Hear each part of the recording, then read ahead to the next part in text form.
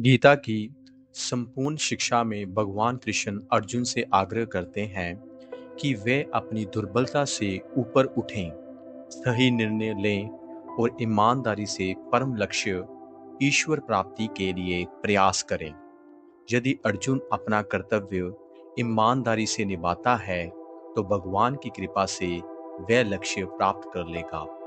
गीता के अनुसार एक सच्चा साधक सही निर्णय लेने, सही कार्य करने और अपने लक्ष्य तक पहुंचने के लिए स्वतंत्र होता है, लेकिन सही चुनाव और प्रयास में अनेक कठिनाइयां और बाधाएं आती हैं। इसलिए कृष्ण विस्तार से जीवन के रहस्यों को समझाते हैं।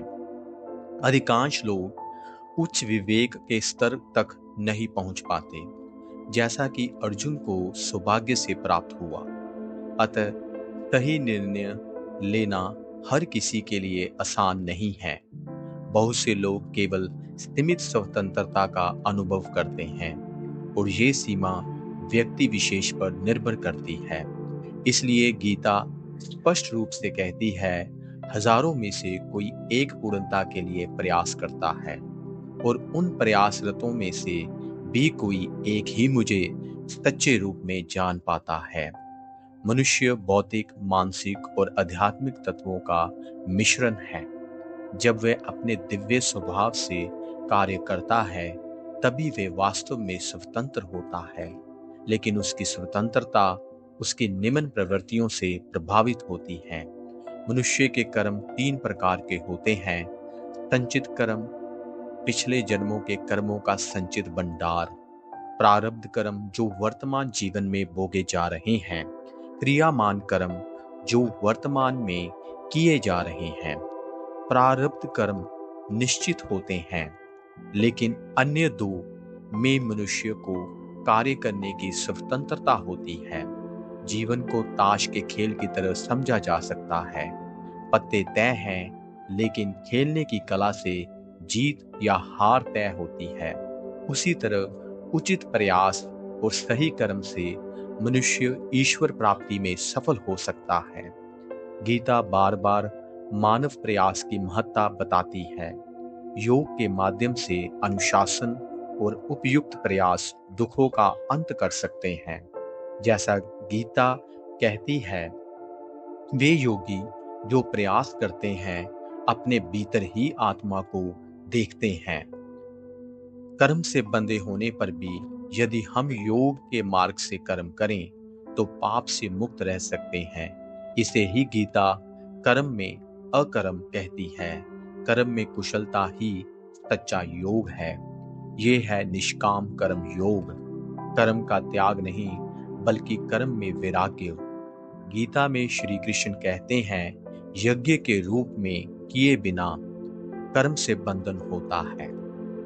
अतः अर्जुन कर्म कर, लेकिन आसक्ति छोड़कर। कर्म में आसक्ति नहीं, समत्व बुद्धि हो, यही सच्चा योग है। गीता कहती है कि किसी भी कार्य के पीछे 5 कारण होते हैं: शरीर और इंद्रियां, कर्ता, साधन, प्रयास, भाग्य। इनमें से प्रयास ये दर्शाता है कि भाग्य पूर्व निर्धारित होते हुए भी हमें उन्हें बदलने की सीमित स्वतंत्रता प्राप्त है।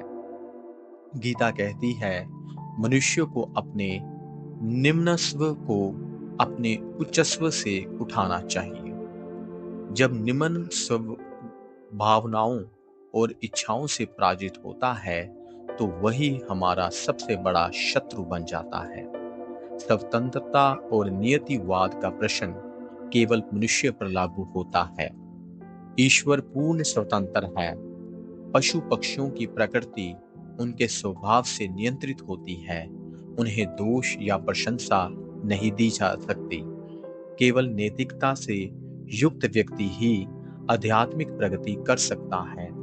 मानव स्तर पर हमें चुनाव की स्वतंत्रता दी गई है ताकि हम आध्यात्मिक विकास कर सकें। जब हम आत्मा के स्वभाव को पहचान लेते हैं, तो हम प्रकृति और उसके गुणों से ऊपर उठ जाते हैं। श्री कृष्ण कहते हैं, जो इस सत्य को जानता है वे प्रकृति के गुणों से बंधता नहीं।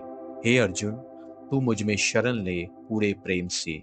मेरी कृपा से तू परम शांति और परम धाम को प्राप्त करेगा।